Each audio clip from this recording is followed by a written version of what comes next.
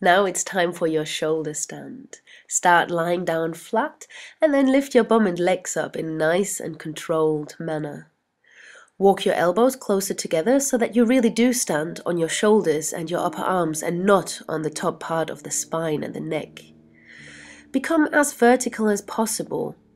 Gaze past your toes and hold for a total of 50 breaths. I will read to you from The Power of Now by Eckhart Tolle to give you something to think about. Obviously, at some point you might prefer to do your shoulder stand in silence. In that case, choose a calm song of about 5 minutes, set a timer, or, of course, just count your breaths. What is the greatest obstacle to experiencing this reality? Identification with your mind, which causes thought to become compulsive. Not to be able to stop thinking is a dreadful affliction, but we don't realize this because almost everybody is suffering from it. So it is considered normal. This incessant mental noise prevents you from finding that realm of inner stillness that is inseparable from being. It also creates a false mind-made self that casts a shadow of fear and suffering. The philosopher Descartes believed that he had found the most fundamental truth when he made his famous statement, "I think, therefore I am."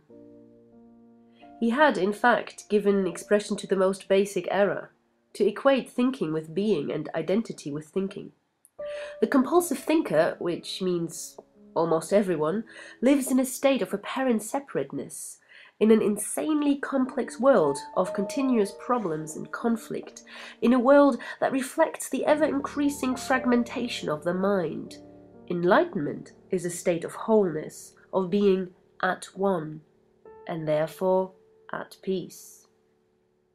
Identification with your mind creates an opaque screen of concepts, labels, images, words, judgments, and definitions that blocks all true relationship.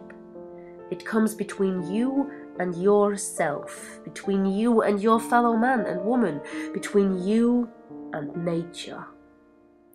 It is this screen of thought that creates the illusion of separateness, the illusion that there is you and a totally separate other.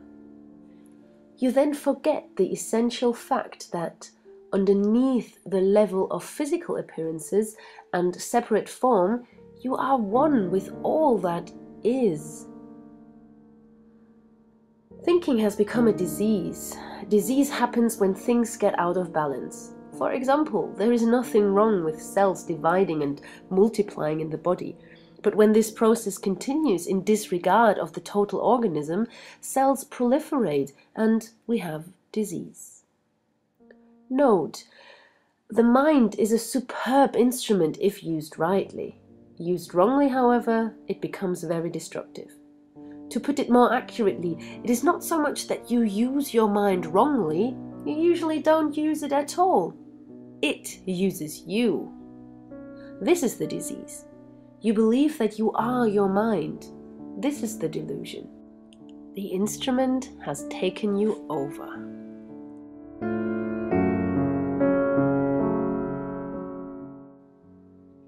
And then lower your feet over the head towards the floor. It increases the stretch of the spine, so be gentle. Be nice to your spine. Breathe. If the feet don't touch the floor, keep your hands on your back. If not, you can lower them down. Stay in control though. Now bend your legs on either side of the head. Maybe the knees touch the floor, maybe they don't. Hug your arms around your thighs if that feels okay. Stay calm. Now it's time to shine. Very, very slowly and very controlled, roll yourself down, one vertebra at a time. Keep your head down. It's really crucial. And lie down. Straighten your legs, press your elbows into the floor and lift the chest and the head. Put the top of the head down for fish posture.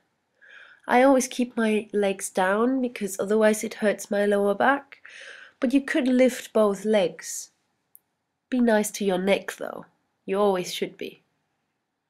Breathe, feel the opening of the chest.